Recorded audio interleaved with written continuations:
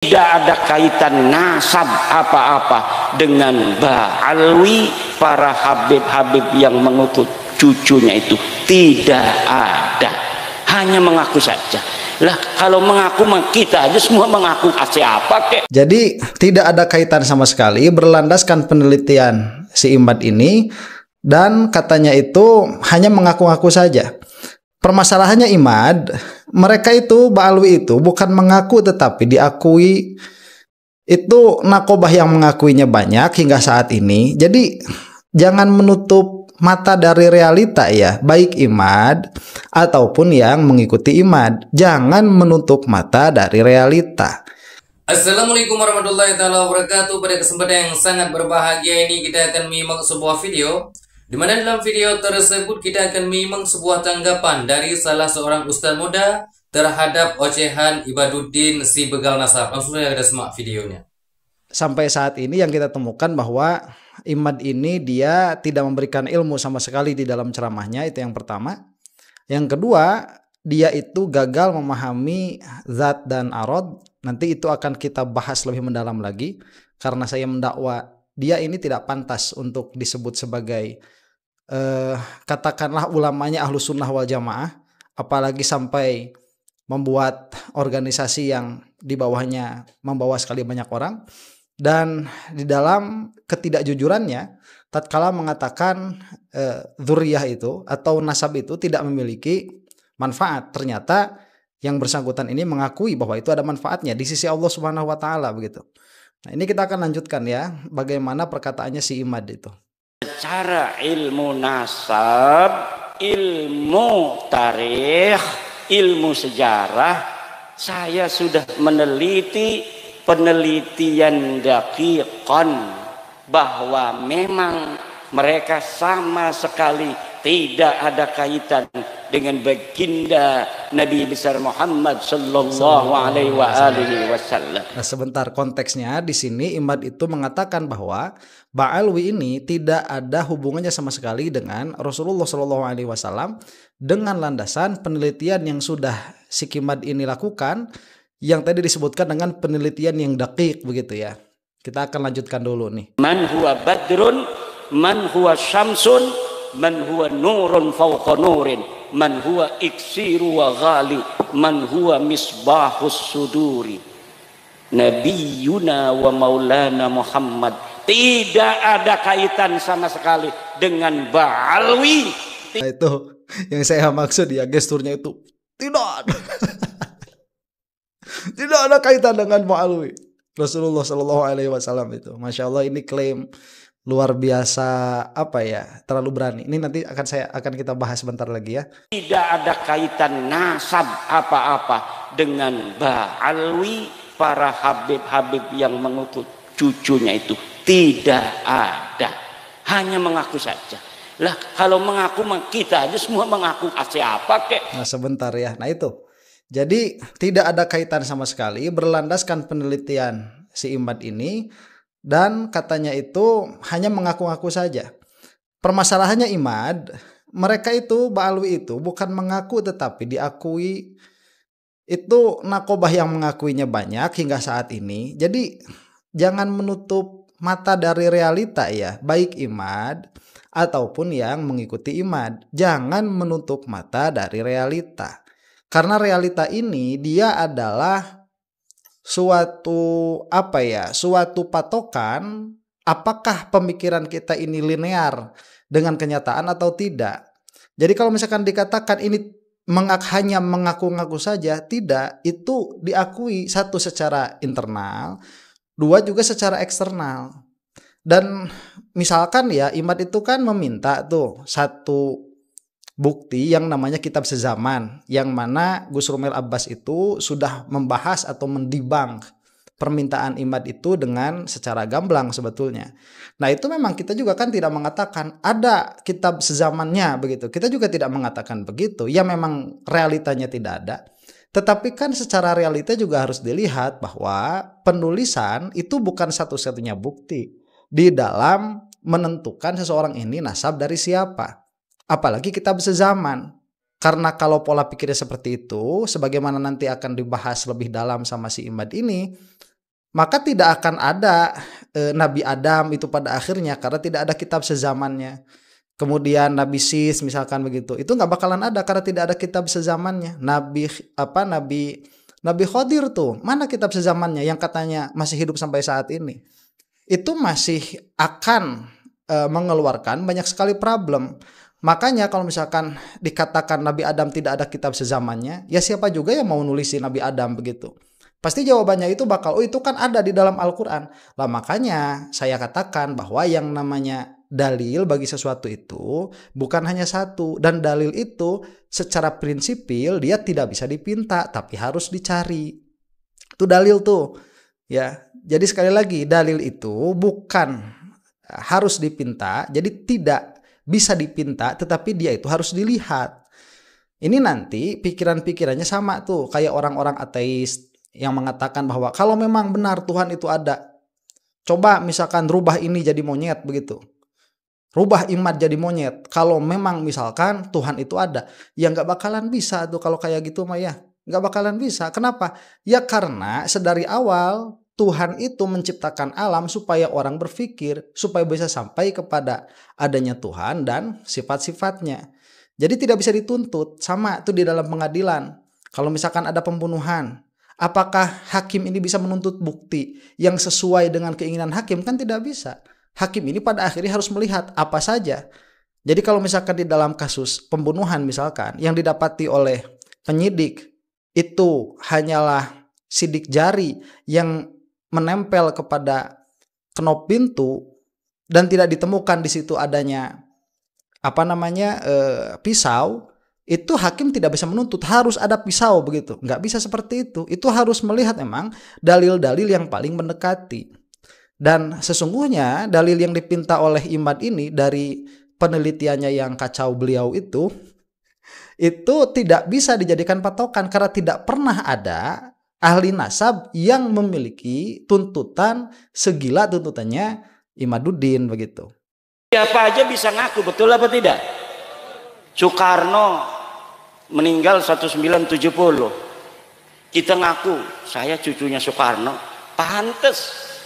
Wong Soekarno masih punya cucu, paling punya buyut, jangga paling kan. Orang yang ngaku cucunya Soekarno, anaknya Mega, Puan. Mbak Puan umurnya kayak Kiai Ansori. Jadi Kiai Ansori mengaku cucunya Soekarno wajar. Dari anak siapa Kiai Ansori? Dari ibu yang tidak diketahui. Ya. Bentar. Nah ini ngomong apa sih Imad itu ya? Apa sih omongannya? Ini kalau misalkan dipecah oleh ilmu mantik menjadi muqaddimah sugro, muqaddimah kubro, ini nggak bakalan ada muqaddimahnya. Lah coba apa muqaddimah sugro, muqaddimah kubronya? Ini saya itu kalau suatu saat begitu ya berdebat dengan orang yang katakanlah agak cerdas sedikit, salah satu senjata saya itu saya akan meminta muqaddimah sugro dan kubro bagi setiap pernyataan yang dikeluarkan. Dan itu insya Allah ya orang-orang seperti si Imad ini dia tidak akan bisa mengeluarkan hal itu. Jadi memakai ilmu mantik itu nanti intinya di dalam mengembalikan semua dakwah kepada muqaddimah sugro dan kubro supaya kita itu bisa dengan teliti melihat apa sebetulnya argumen yang dibangun atas dakwaan tersebut atau atas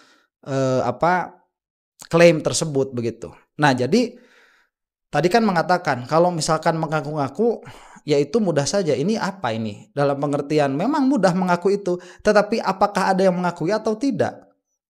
Bani Ba'alwi itu mereka mengaku yang mana sebelumnya itu diakui. Diakuinya oleh siapa? Oleh para ulama. Ulamanya bukan ulama kaleng-kaleng. Ulama yang sampai saat ini namanya masih ada di dalam hati setiap ulama. Itu terdapat dengan jelas. Jadi kalau misalkan saya nih sekarang tiba-tiba mengaku sebagai dzurriyyahnya Rasulullah SAW. Lah siapa yang mau mengakui saya? Dari mana? Kalau misalkan tiba-tiba saya mengaku sebagai Ba'alwi, saya juga bakal ditanya, kamu itu siapa? Bapak kamu siapa? Ibu kamu siapa? Masa kemudian saya itu bisa menyusun nasab sampai 38 susunan? Karena sedikitnya 3 atau 4 itu ke atas itu masih bisa investigasi begitu, masih bisa ditanyakan, betul nggak ibu saya itu siapa, apa Syarifah atau bukan begitu, bapak saya itu Habib atau bukan, Ba'alwi atau bukan, itu kan bisa akan ada cross checknya di situ. Dan semakin dekat turunan dari usulnya, dari bapaknya, dari ibunya, itu akan semakin dilegitimasi oleh lingkungannya. Lah makanya kalau misalkan sekarang kita melihat, kalaupun mau yang mempermasalahkan Bani Ba'alwi sebagai zuriyahnya Rasulullah SAW, bukan setelah terjadi diam atas mereka, minimal katakanlah begitu. Kalau kita tidak mengatakan kesepakatan sedari dulu bahwa mereka ini adalah zuriyahnya Rasulullah SAW, kalau mau juga sedari dulu. Itu yang harus perhatikan begitu. Dan ini kan berlaku pada pola pikir orang-orang yang menafikan Nabi Muhammad SAW sebagai tokoh yang ada. Kalau mau menafikan bukan sekarang, kalau mau menafikan itu dulu. Itu pola pikir yang ajegnya. Jadi kalau misalkan sekarang ya mengatakan mudah mengaku, iya, tetapi diakui itulah yang susah. Begitu. Itu bapak-bapak, ibu-ibu. Kenapa dulu katanya kan banyak yang ngomong kiai-kiai kibin tuh, yang kiai-kiai kibin. Ya imah dulu Syekh Hasyim Asy'ari meneng-meneng baik. Kiai Hasyim Asy'ari enggak ngomong Ba'alwi batal. Kalau pengakuan itu la yata'allaku bimanfaatin, itu enggak ada masalah, enggak ada soal. Karena dulu mungkin Ba'alwi yang ditemui Mbah Hasyim itu masih malu-malu. Begini jadi, keadaan Ba'alwi sebagai zuriyah Rasulullah SAW itu adalah perkara yang diisbat oleh para ulama kita sampai mereka itu wafat. Itu fakta, dan Imad ini sadar betul itu adalah fakta. Nah makanya fakta ini dicoba oleh Imad untuk diruntuhkan dalam pengertian bahwa mereka itu, para ulama kita, termasuk salah satunya disebutkan Mbah Hasyim Asy'ari, itu sudah salah. Jadi salah itu kan diantaranya adalah i'tiqad tidak sesuai dengan kenyataan. Jadi kata Imad itu i'tiqadnya Mbah Hasyim Asy'ari, kemudian nanti Syekh Nawawi Al-Bantani, dan ulama-ulama Nusantara terdahulu itu tidak tepat begitu. Itu adalah salah, i'tiqad batil, katakanlah begitu ya. Nah, apakah ini nanti ada urusannya dengan tauhid atau tidak? Ya enggak, ini urusan fikih ya.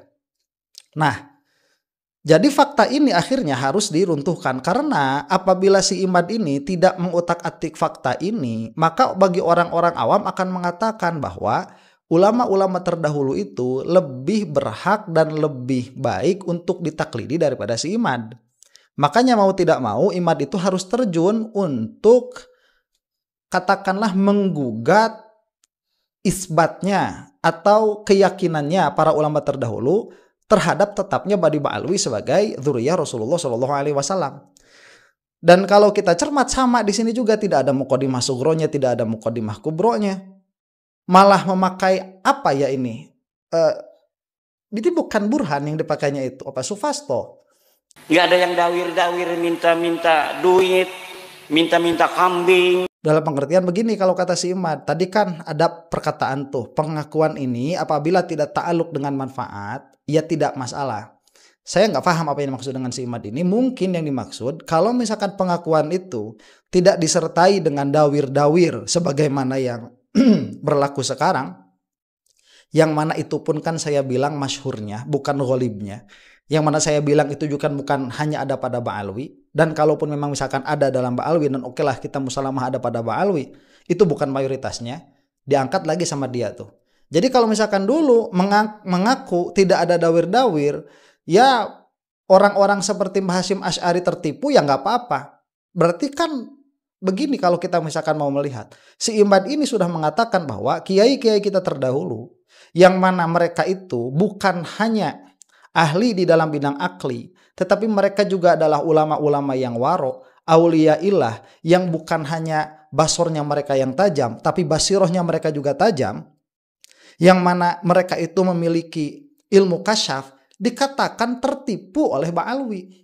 Ini kan sebetulnya bukan hanya kepada Ba'alwi saja akhirnya, tetapi juga merendahkan para ulama kita. Hal yang seperti itu loh, kok bisa sampai tertipu begitu hanya karena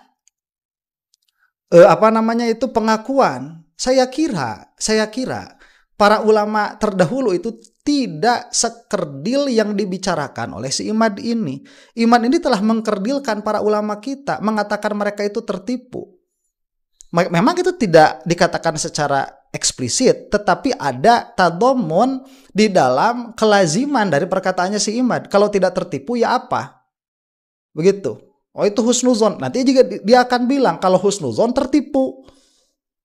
Ini permasalahan yang saya kira kalau dilihat secara cermat banyak sekali perkara-perkara muskil yang mungkin Imad sendiri juga tidak sadar, mengatakan bahwa saya ini loh, minimalnya dalam hal ini, itu lebih tajam penglihatan saya daripada ulama-ulama terdahulu. Kalau lagi haulan dia pengen dikirim kambing 1 truk, betul apa tidak? Mana lagi larinya coba? Terus ngedongeng dawir. Itu kan belum selesai itu. Jadi kenapa, hai Imad, apa standing point kamu bahwa kamu itu lebih layak diikuti daripada ulama-ulama kita terdahulu? Apa kamu itu kelebihannya apa? Memahami zat dan arad saja nggak mampu kamu itu. Udah mau mengomentari perkara yang sudah tetap selama ratusan tahun. Hanya karena kamu itu melihat dalil yang mereka miliki itu tidak selaras, tidak sejalan dengan dalil yang kamu minta. Itu pun kalau kita masih mau husnuzon, si Imad ini memang hanya bodoh saja di dalam metodologi. Tapi kalau misalkan kita mau melihat kepada dalalah yang lain, kita bisa melihat bahwa dia itu memang sedari awal mencari perkara-perkara yang mana perkara-perkara ini bisa menghasut orang-orang yang awam, bisa menghasut orang-orang yang bodoh untuk membenci Bani Ba'alwi. Kambing dapat nyari-nyari katanya. Panitianya dia dibawa ke sana tuh. Itu mantan kibin tuh. Kadang-kadang untuk masjid sendiri susah, betul?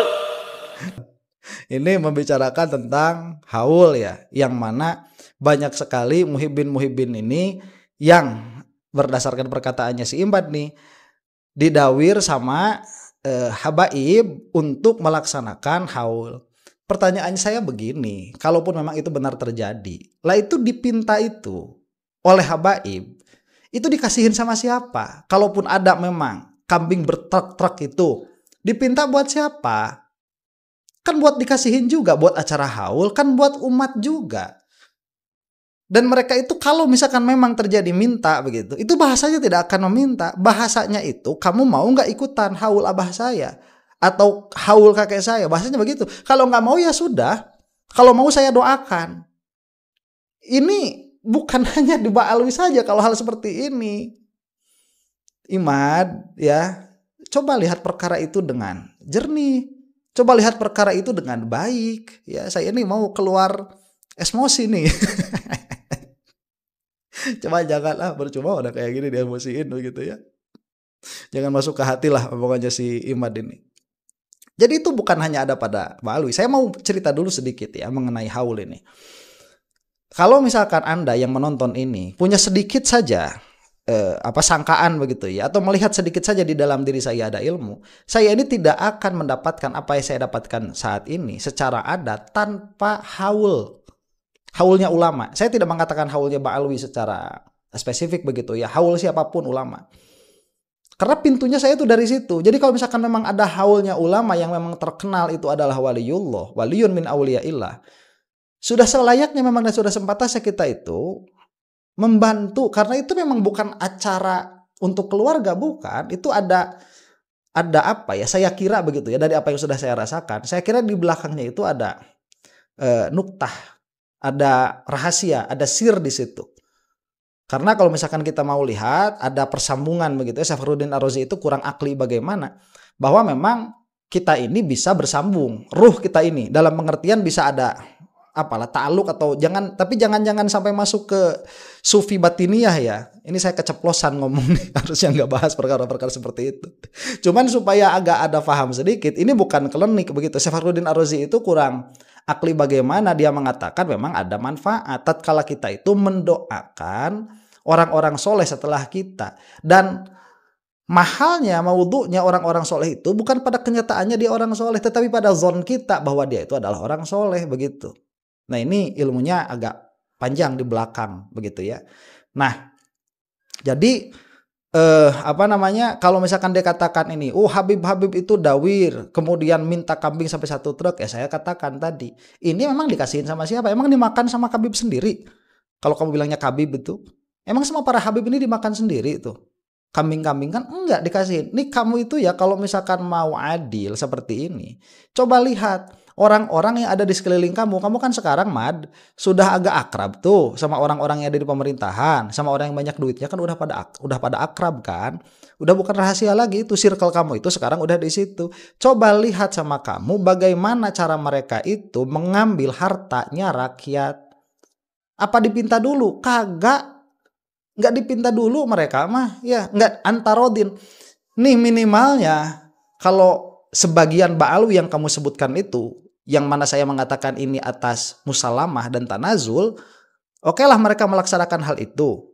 Okelah itu adalah mayoritas mereka, kagok teuing bae-nya musalamah mah. Terus apakah mereka itu nyolong tuh dari mereka? Kan enggak. Enggak nyolong, mereka itu minta dengan ridho, dengan keridhoan.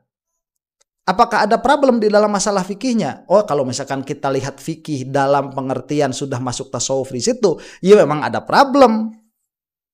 Lawong meminta sesuatu kepada orang yang akan segan tatkala menolaknya, itu sedari awal memang ada problem kalau kita membicarakan fikih yang di dalamnya ada tasawuf.